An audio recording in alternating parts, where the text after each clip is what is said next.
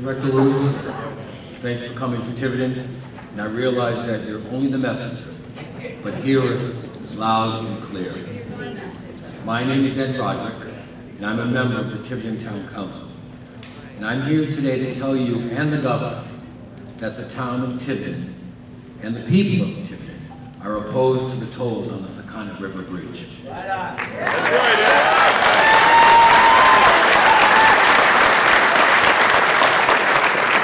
You have heard and will continue to hear testimony from the people of Tiverton and the East Bay, telling you the impact the tolls will have on their lives.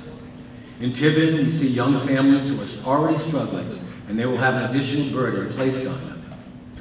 Families and businesses that may have considered locating to Tiverton now will think again because of the additional cost of living and doing business in our town. In your presentation, you have spoken about how an Easy Pass will give a discount to Rhode Islanders.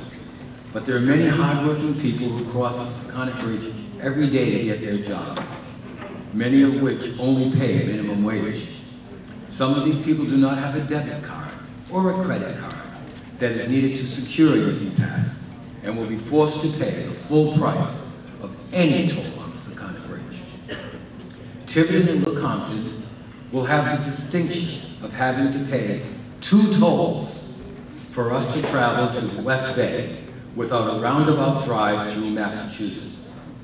As a Rhode Islander, I believe that we have the right to travel within our own state without having to pay a toll.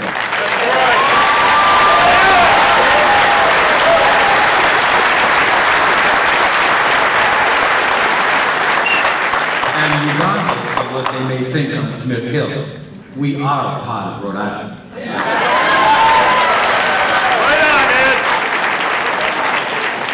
The Department of Transportation is willing to give up their responsibility for the upkeep of the Sakonnet Bridge and the Jamestown Bridge to the Turnpike and Bridge Authority, an expanding kingdom. Without looking for alternatives, increase the gas tax, reserve a portion of the sales tax for maintenance of the roads and bridges in Rhode Island, and these are only 2 that could be considered. The state of Rhode Island is more than happy to take our taxes, the East Bay's contribution from tourism, and the recognition they get from our beaches and historic sites, and share this with the entire state to pay for the maintenance of the roads and bridges in the rest of the state. Now you ask us to pay an additional tax, and that's what a toll is, a tax to pay for our bridges and not have that burden shared by the rest of the state. We have spoken to you and have conveyed to the governor our opposition to this toll. But with our governor, it falls on deaf ears. We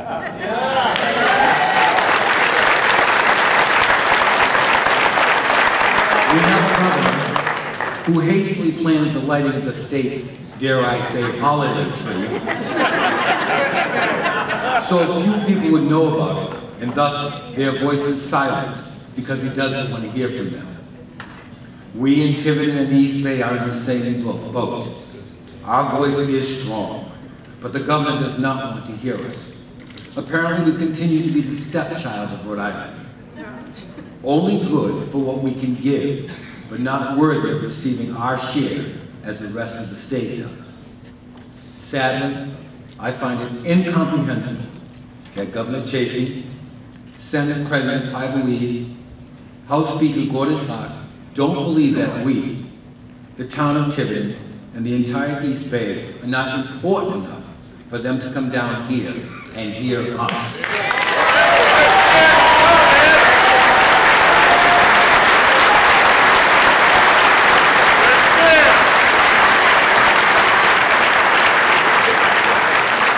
I hope that the Federal Highway Agency will hear our pleas and the impact this toll will have on us, not only for today, but for years to come.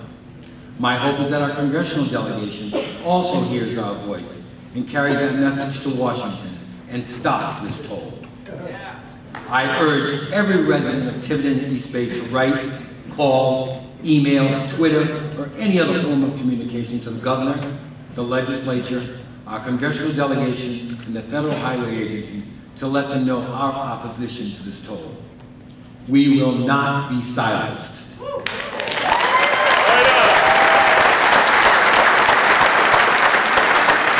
This toll is not good for us, and it is not good for the state of Rhode Island. Thank you.